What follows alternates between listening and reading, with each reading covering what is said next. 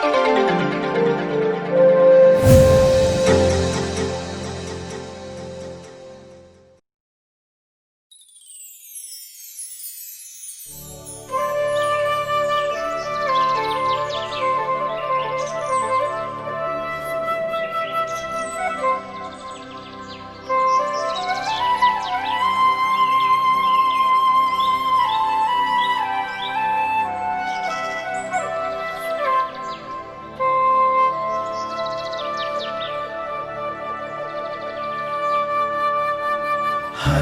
घर में ईश वचन, सत्य वचन, जीवन वचन।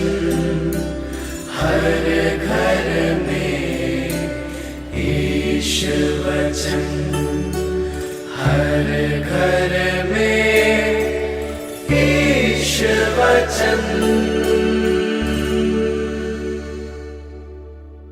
संत लूकस के अनुसार पवित्र सुसमाचार अध्याय 11 पद संख्या 37 से 41।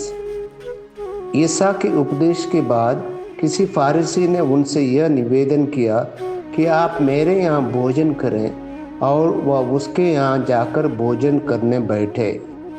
फारिसी को यह देखकर आश्चर्य हुआ कि उन्होंने भोजन से पहले हाथ नहीं धोए।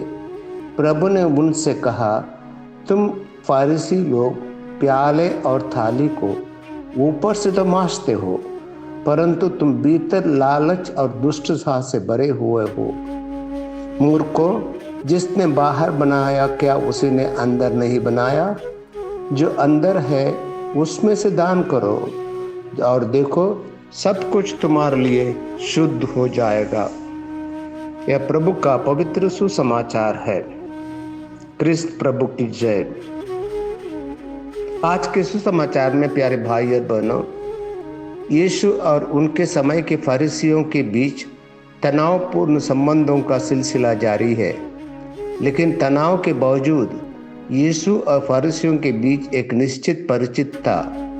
उनके घर पर खाने के लिए आमंत्रित करते हैं या यीशु निमंत्रण स्वीकार करते हैं, लेकिन वह अपने हाथ धोए बिना मेज पर बैठे अभिनय का अपना तरीका नहीं बदलते हैं।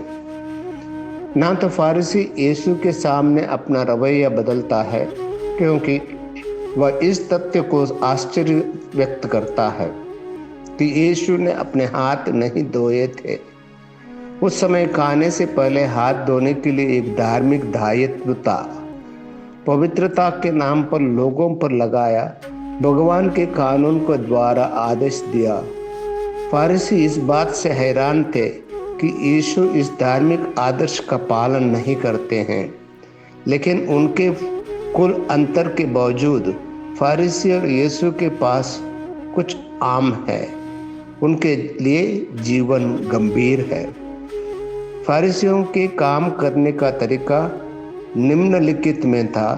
हर दिन उन्होंने अध्ययन करने और परमेश्वर के कानून को ध्यान में 8 घंटे समर्पित करना, परिवार के साथ जीवित रहने के सक्षम होने के लिए उनके 8 घंटे और आराम करने के लिए अन्य 8 घंटे। उनके जीवन का यह गंभीर गवाह उन्हें एक महान लोकप्रिय नेतृत्व देता है।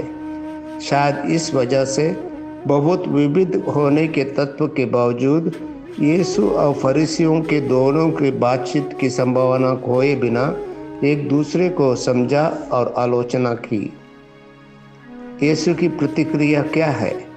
फरीसियों, तुम कप और थाली को बाहर से साफ करते हो, जबकि अपने अंदर आप जबरन वसूली और दुष्टता से भरे हुए हो। मूर्खों, क्या उसने ऐसा नहीं किया जिसने बाहर का बना दिया था? उसने अंदर का भी। इसके बजाय आपके पास जो कुछ है उससे दान दें, और देखो सब कुछ तुम्हारे लिए साफ हो जाएगा। फरीसियों ने कानून का शाब्दिक अवलोकन किया।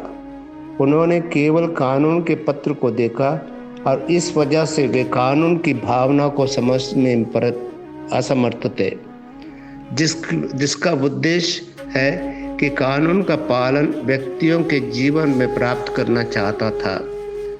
प्रेरित पौल संत कुरिन्थियों के नाम लिखते हुए दूसरे पत्र में कहते हैं, पत्र मारता है, आत्मा जीवन देता है।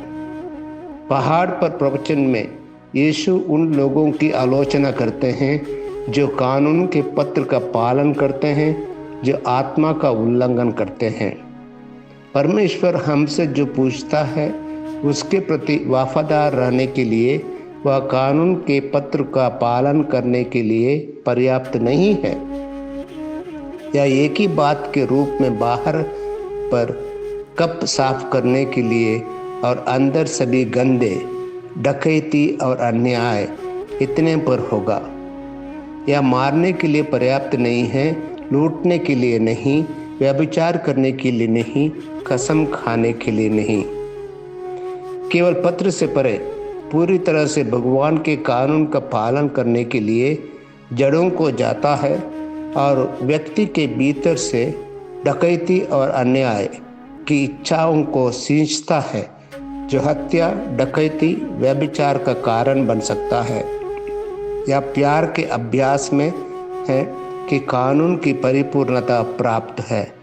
इसलिए प्रभु ने जो दिया है वचन, उसका हम पालन करें, अंदर से अपने को साफ रखें, ताकि जो हमसे शब्द निकलते हैं वो दूसरों के लिए बेहतर हो।